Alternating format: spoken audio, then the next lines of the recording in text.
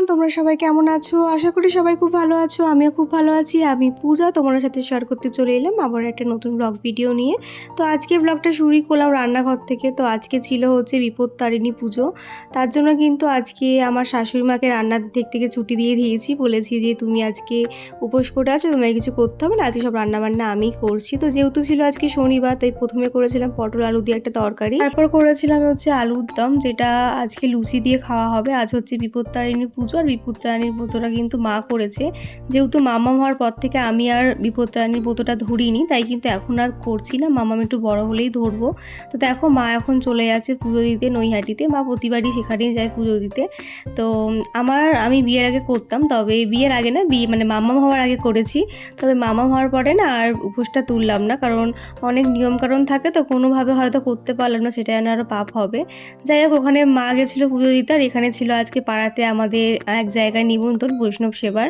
তো সেখানে এসে দেখলাম এখানে কিন্তু ঠাকুরকে প্রসাদ আর কি নিবেদন করছিল, তখনই কিন্তু ভোগ আরতি চলছিল, তখন আমি এসেছিলাম। তো আসবো না করে, মানে গোপালের এমনই ইচ্ছা আর কি, গোপালের ইচ্ছে থাকলে কিন্তু তোমাকে মানে কেউ কোথাও আটকে রাখতে পারবে না। তো দেখো আমাকে ঠিক টেনে নিয়ে এসেছে, বলছিলাম আসবো না, তারপরে পৌলমি ফোন করাটা কিন্তু আমি চলে এসেছিলাম মাম্মামকে নিয়ে।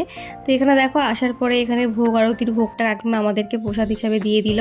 তারপরে কিন্তু চলে আসলাম সেবা নিতে। প্রথমে পড়ে গেছিলো অন্ন, সাথে ছিল কচুর শাক, মোচার ঘন্ট, ছিল হচ্ছে শুক্তো, তারপরে চলে এসেছিলো হচ্ছে ভেজ ডাল, আর সাথে দিয়েছিল হচ্ছে আলু পটলের তরকারি, পনির, চাটনি, পাঁপড় আর পায়েস।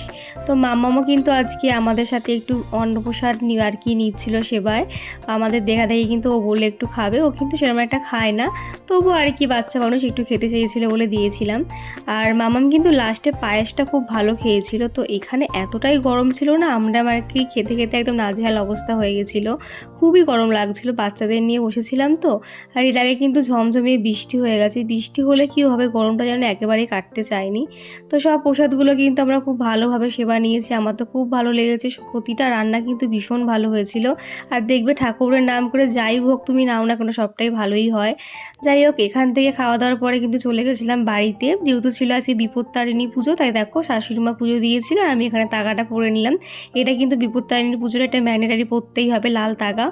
তো এটাই কিন্তু একটা আমাদের আর কি চিরাচরিত একটা রিচুয়ালস চলে আসছে। তারপরে দেখো আমি করেছিলাম আলুর দম, আর সাথে ছিল লুচি, মা করেছিল সুজি, সেগুলো দিয়ে কিন্তু আজকে রাতে ডিনারটা সারলাম। আর বিপত্তারিণী পুজো কিন্তু লুচি ছাড়া একদমই অসম্পূর্ণ। তো চলো আজকের মতন ব্লগটা এখানে শেষ করলাম, দেখা হচ্ছে নেক্সট ভিডিওতে। বাই সবাইকে।